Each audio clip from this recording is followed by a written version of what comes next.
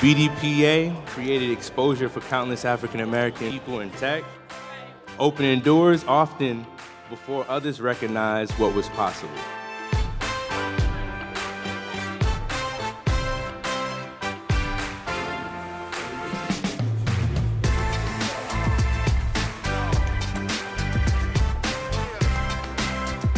The three words that I would use to describe BDPA is family,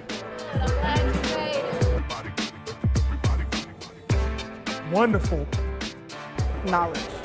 Absolutely 10 incredible students that have learned to control a robot arm that will prepare them for future jobs in robotics. three words, labor of love, fun, Enduring. Family from a family.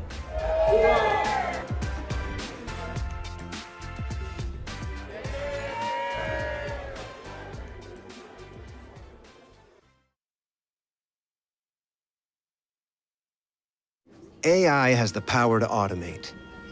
But if it's using untrusted data, can you trust the results?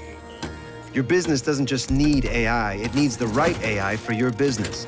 Introducing Watson X, a platform designed to multiply output by tailoring AI to your needs. When you Watson X your business, you can train, tune, and deploy AI, all with your trusted data. Let's create the right AI for your business with Watson X.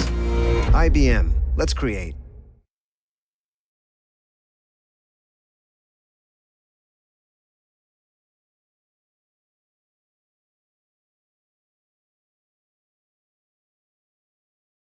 Hey everybody, my name is Kanika Tolver and I am a Senior AI Product Manager at Career Rehab. And today we have an amazing opportunity to talk to an amazing guest. We have Miss Indigo Emanuel. That's correct. All right, how you doing today? I'm doing excellent. I'm happy to be here. Awesome, awesome. So today I really want to hear more about your story as a student going through the program. Certainly. Could you walk us through a little bit about how you got introduced to BDPA and you know, what was your first experience working with them? Absolutely, yeah. So I joined BDPA in the 7th grade. And I think that was back in maybe 2012-ish, a while back. And so we know you're not in the 7th grade no more. Yeah, it's been a minute. And so I actually joined through my brother who joined a year prior. Okay. And so he found out about this club or through this program through a Rubik's Cube club that he was in, and his friend had told him about the program. And from there, he did 1 year in the program, and he did the high school computer competition.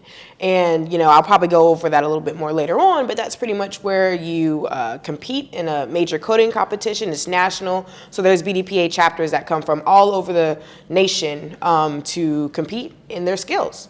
And so he did that for his first year in the program, and he actually ended up winning first place. And so with first place comes some prizes and some scholarship money. And one of those prizes was a brand new laptop. And so, you know, I'm in the 7th grade and I'm like, wow, this is awesome. This is exciting. I would like a laptop as well. So that is pretty much what inspired me to join the program the next year. And, you know, given that I was in the 7th grade, the high school computer competition, it starts in the 8th grade. So for someone like me who didn't qualify just from my grade, they had another program, which was the gaming program, which allowed us younger students to join. And so I did that for my first year. And we used programs like Scratch to build tic-tac-toe games and maze games from scratch.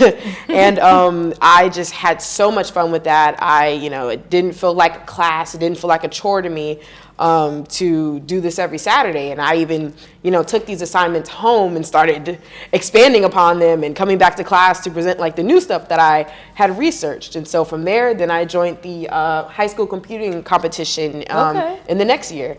And so I continued with the class from there all throughout high school. So tell me a little bit more about, as you were elevating each year, what was you learning? Was there any technologies, programming languages that you want to kind of share with the audience that, you know, I know you started and got introduced in the 7th grade, but even when you got into high school, were you elevating your skills in any way? Absolutely, absolutely. So yeah, so the first programming language that I worked with was Scratch with the gaming competition, and then, or with the gaming class. And then within the high school computer competition, our goal was to prepare for the actual competition that happens every August of the year. And so to prepare for that competition, we had learned some basic coding languages. So we always started with HTML, hypertext markup language, and then we went on to CSS. So that gives us the basic text on our web pages and then the styling. Yep. And then from there, we learned the background language switches depending on who's instructing or the requirements that we're expecting for the competition. But we always learned a background language afterwards. And the one I'm most familiar with is PHP. And as a background language, you know, we're just ensuring that it's not just a page that's pretty, but it can actually perform some functionalities, like allow users to log in and log out, for example. And then outside of just the technical languages that we learned, I think that I got some really good speaking skills from BDPA. Every time that we created a new website or project, we had to actually present it to the class. Okay. Demo it, huh? Yeah, exactly. And no matter if it was completed or if it failed or if it wasn't working as expected, we always had to present our projects. So it didn't only teach me how to speak to an audience, but to present my work and how to kind of work through any errors, you know. How to work, this part doesn't work, but I'm not going to tell them. I'm going to, you know, it taught me how to think quickly on the spot to figure out workarounds and things like that. You know, we're still updating this feature, things like that. I love that. That I learned. And then, of course, those skills helped within the competition where, you know, after we complete our websites, we actually presented them to judges. So, yeah. I love that so much that you were developing professional speaking skills or presentation skills, because working in tech, that's really important to not just be a developer or a coder or a programmer or an engineer, but being able to demonstrate what you've built to various different stakeholders and audiences. Absolutely. And to have that skill set to be developed as a high schooler, I find that to be super fascinating and impressive. What have you done in your career? Like, did you, after high school and I guess we maybe should step back and talk about the competition. Yeah. Walk me through like how you prepare for the competition, because I really want to hear like what you're doing now, like what you're doing in your career now. But I want to walk a little bit back towards the competition. How did you prepare and how did you go about winning the competition? Walk us through, because I find that to be super exciting that you were able to win, but I know there probably was a lot of preparation.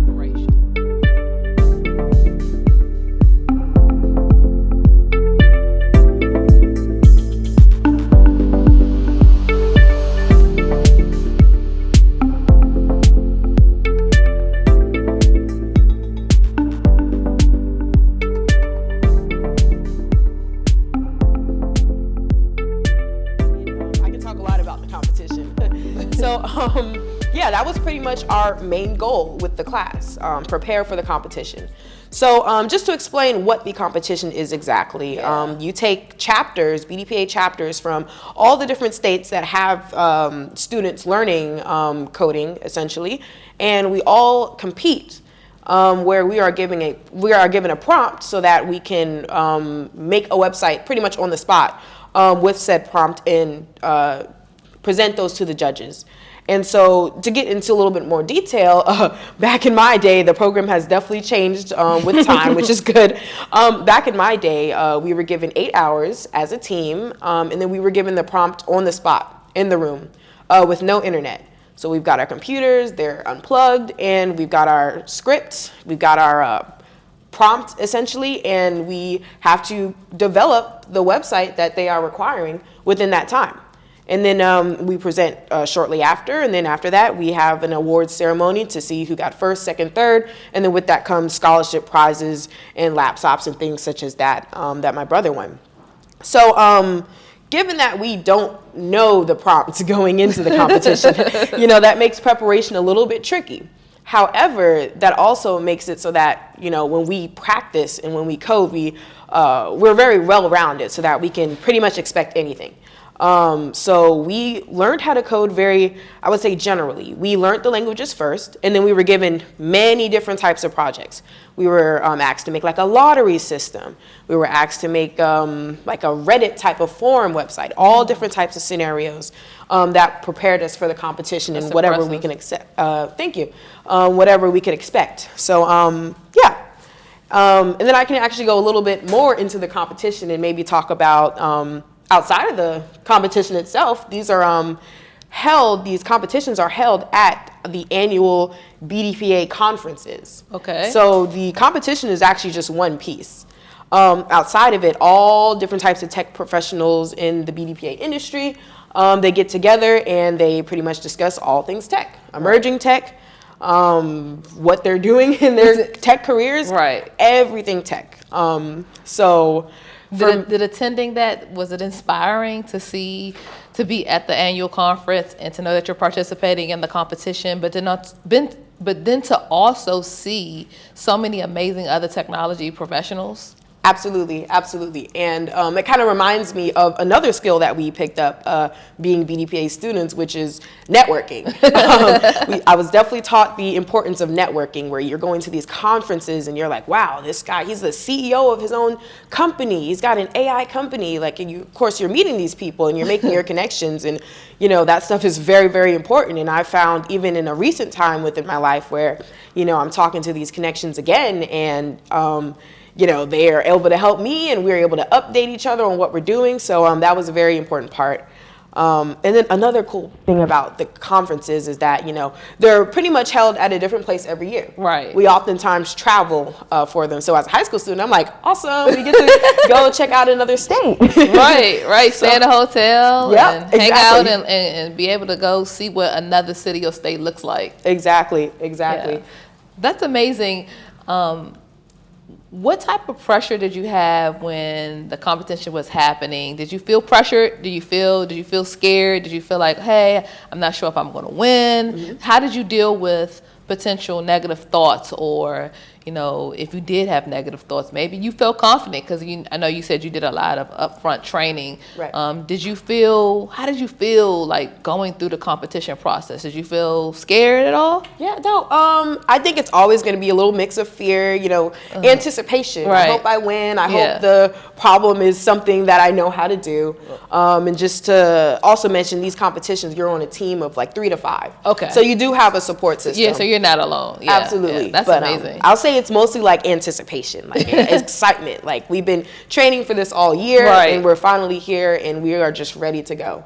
So when you won, how did you and your team feel? Like, I mean, like, what type of emotions did you have? Yeah, we absolutely celebrated. I can remember a comment that we had, that we were given. They said like we had gotten up, like we had just won the Oscars. Because I will say, this first place win, this was the 2019 high school computer competition. This was years in the making. As I mentioned, I think I joined BDPA maybe around 2012-ish. It was a long time ago. So that's about, 7 years being a part of the organization. And exactly. Yeah, it seems like being a part of that for 7 years, we think about like 7 years is like the symbolization of completion, right? Right. And you probably had got a lot of nurturing and training and learning and the development of presentation skills and even your technical skills. That's probably why you won. Yeah, you have been working at it and working with them for such a great amount of time. So absolutely.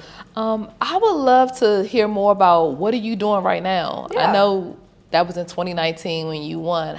From 2019, did you do other amazing things after that? Kind of walk me through, like, what's your story? Absolutely. So I'll start by taking a step back and going into one of the competitions that we did. I believe it was my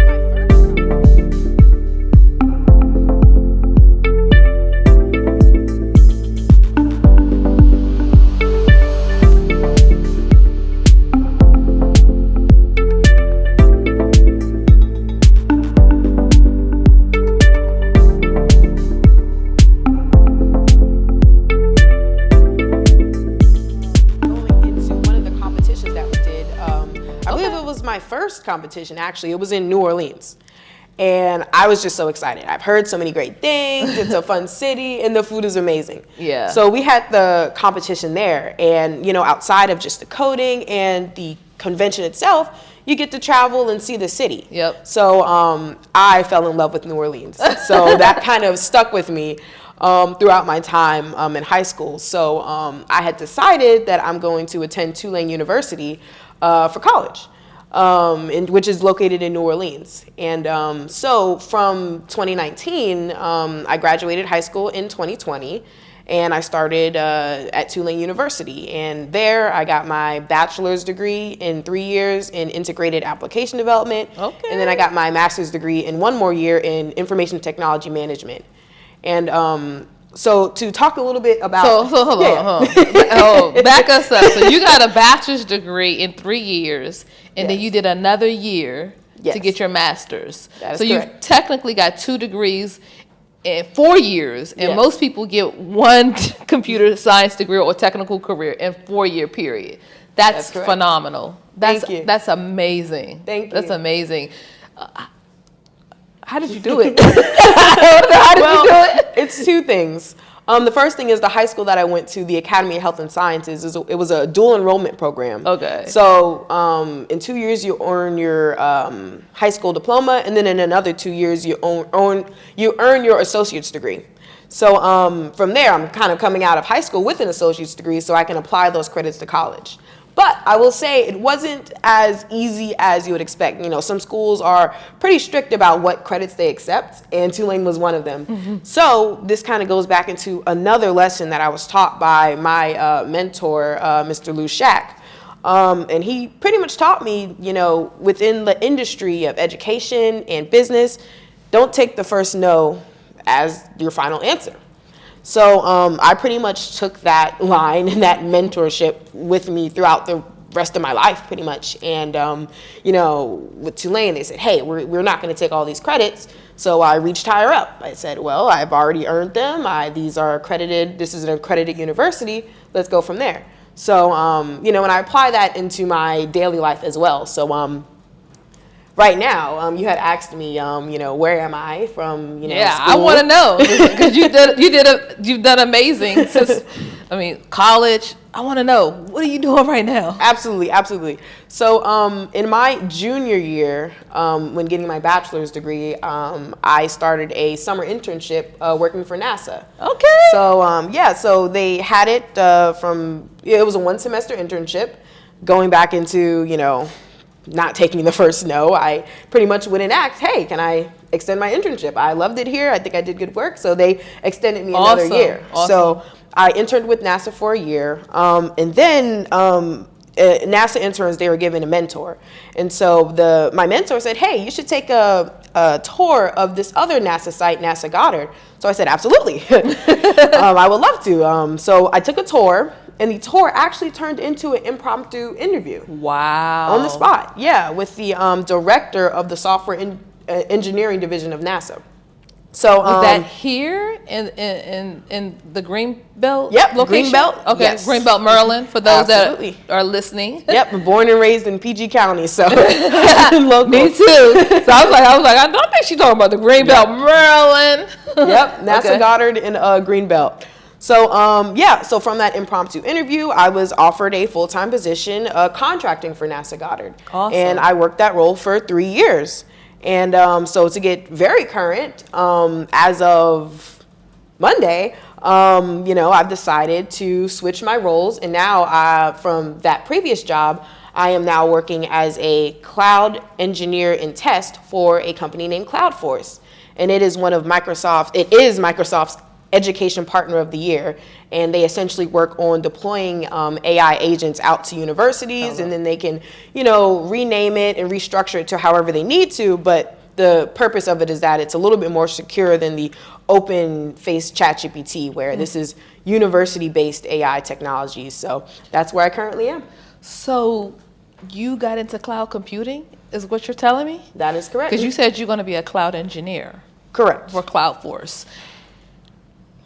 Walk me through how you took that experience from being a developer, doing, websites, HTML, JavaScript, CSS, and the work that you were doing at NASA the first 3 years, how did you leverage that knowledge into cloud engineering? Because I find cloud engineering to be so fascinating right now, whether you're using Azure, AWS, or even Google Cloud Provider. How did you leverage your knowledge to get into cloud computing? Absolutely. Well, yeah, as mentioned, I did do software engineering within the high school computer competition and application development for my major. So yeah, my first position with NASA Goddard, it was a software engineering role. And I was actually hired just to work on the front end. Okay. But, I'm a very curious person, and I'm wondering, what's happening in the back end? How do these things connect? So I started working on the back end code, and I'm like, well, what about the database? Where's this data coming from? How's it structured? Then I started working on the data aspect, and then I started working on testing all these features. So I pretty much became a full stack developer. Full stack developer. Absolutely. Just by, kind of going into the system and learning new things. So that kind of applied to my new position now, where, I had some capabilities. I had some opportunities to work on some of the cloud aspects. We worked with a lot of Azure and AWS at my last company. Awesome. And I really enjoyed it. I really enjoyed it. So when looking for new opportunities, I said, I know I have this background in software engineering, but I said, I really enjoy, working on the cloud type of application. So with my next job search, I said, I'm going to go for it. I'm going to learn as much as I can and take the knowledge that I have from school and from the previous job and, switch my path. And, it has paid out, as I will be starting my, new position come next week. So, yeah. What's so fascinating about your story is that you lean into what your mentor said. You didn't take no one answer.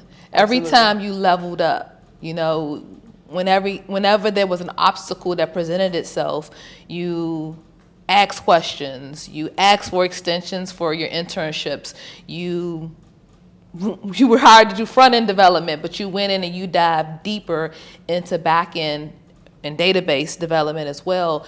It's just so inspiring to hear that we can do it. Like, sometimes we believe that we can't do it sometimes, but your mentor definitely taught you something so early. Could you give a little bit of advice to someone who feels like they are taking a no or rejection to the point that they don't want to keep trying? Because sometimes in tech, especially, being a Black woman, there are a lot of no's. Yeah, agreed. Yeah, well, I can say, for one, at some point, you always try your hardest. And as mentioned, with no's, maybe you can reach out to someone else or see if there's other pathways to achieve the goals that you've set out. But sometimes there are simply just dead ends. And with that, I can take another piece of advice that my mentor gave me is that, to a certain degree, a lot of things happen for a reason. Maybe you really, really wanted this job, but you didn't end up getting it, and you felt like, oh, this was my plan, this is what I wanted. Maybe a month later you have another job, which is exactly what you want, more pay, a nice work culture. Sometimes you just have to understand that, there's always a time and a place for everything. Yes. So, taking that, you have to have a glass half full type of mentality with these things, and just know it's always going to work out. If you put your best foot forward, it's going to work out. I love that so much. I want to get your perspective on future trending technologies and where do you see yourself? I know you're moving into a cloud engineering role, but just in general, what is your take on AI and how do you feel it's going to change the world, even change your career, or just change how we're doing things in the industry? Absolutely. Yeah, so this current role that I have is it's a cloud applications engineer for an AI company. Okay. One of Microsoft's Partner of the Year for the AI deployments that they do to universities. So for me, I definitely appreciate and understand the fact that AI is the latest and the greatest. And, coming from a software engineer, we always discuss, is this going to take my job? Where's the future look like? And I always think that, as someone who codes and who has utilized AI, there's a balance. I think that we can use AI as a tool to help us move forward without being worried that it will replace jobs or things as such. So that was also a goal with where I went next with my career. I wanted to get into the newest, the latest, and the greatest. So, and I feel like AI is that. And it definitely is. When you say tools, are you vibe coding? Yeah, to a certain degree. To a certain degree, I do. Yeah, and I like the fact that you have that development experience before that was a thing, right? Before vibe coding became a thing.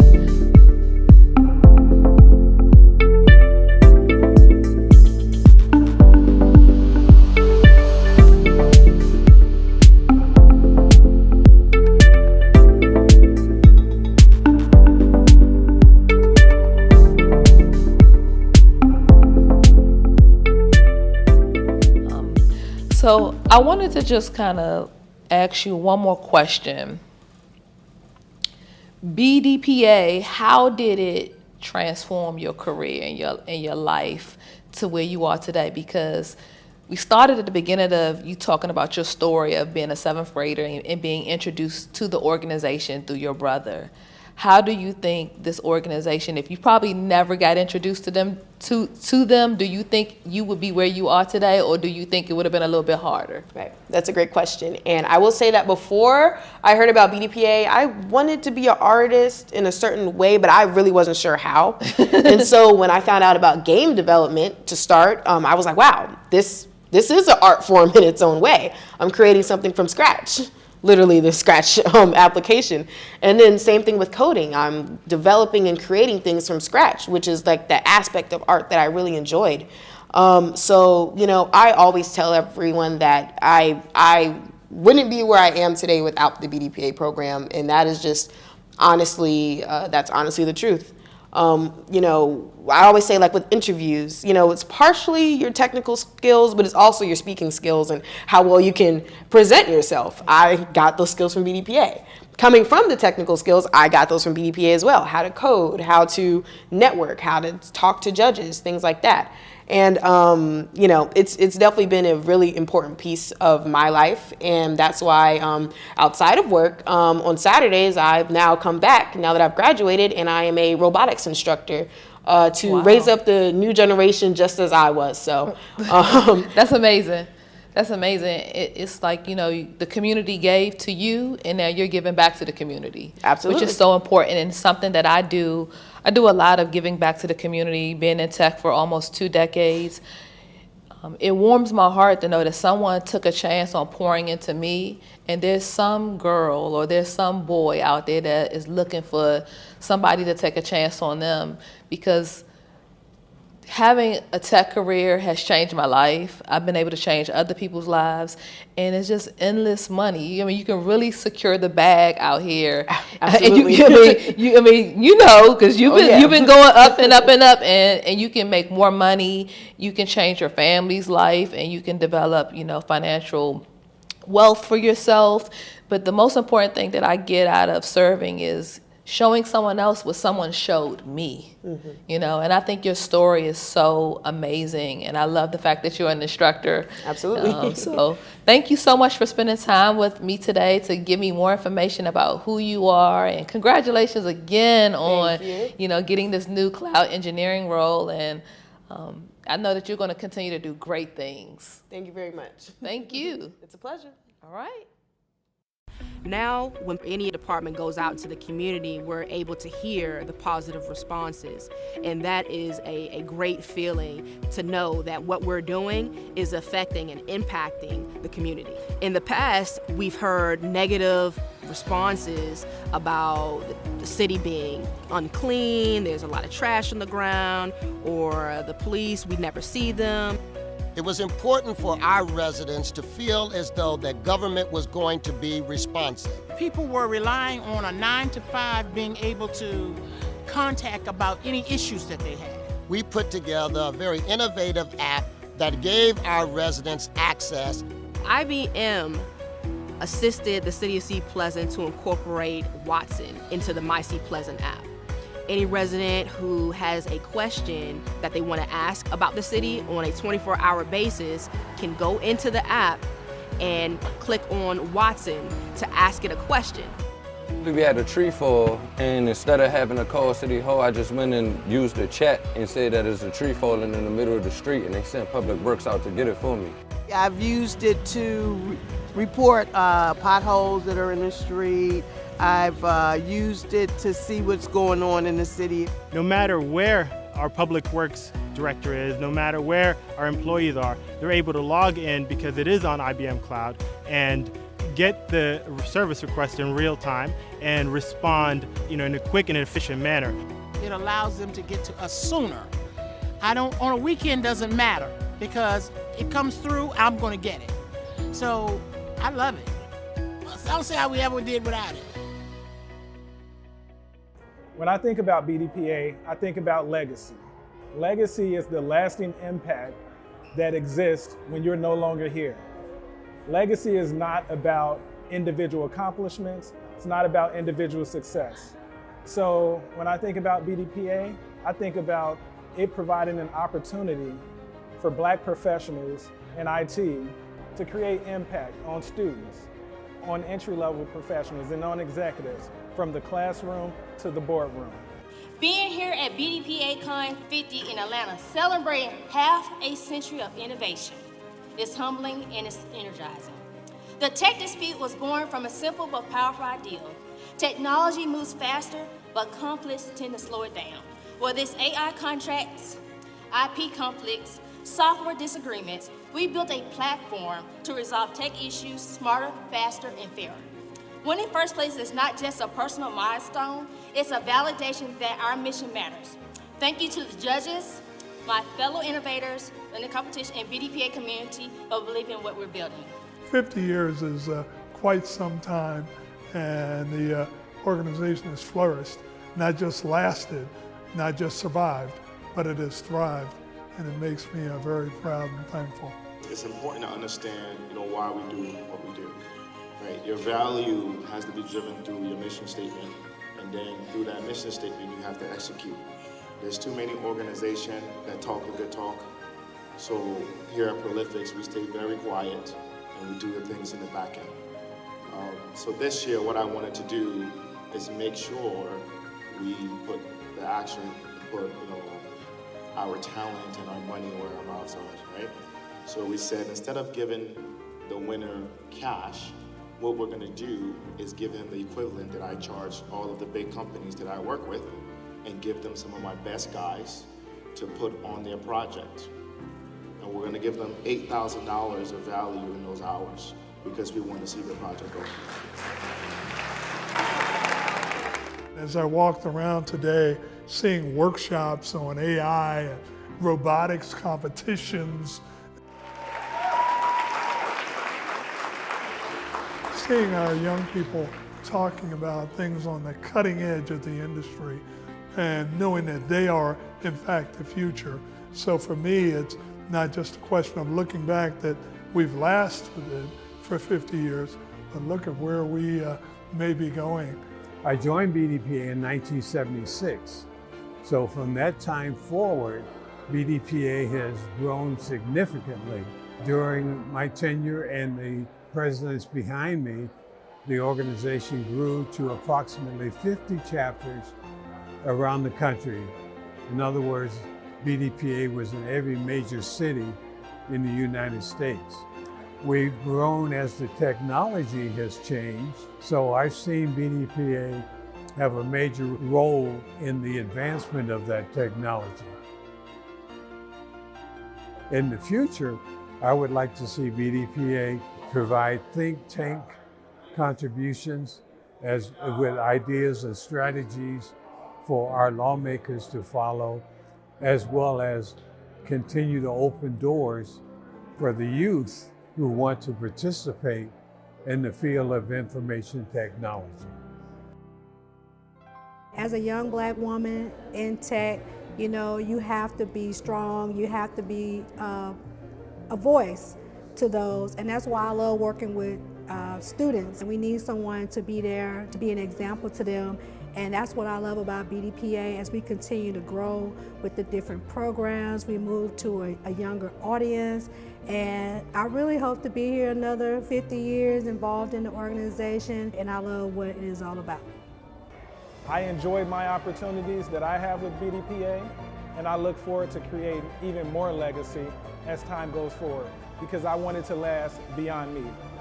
Congratulations, BDPA, on your 50th anniversary, and congratulations on an awesome conference.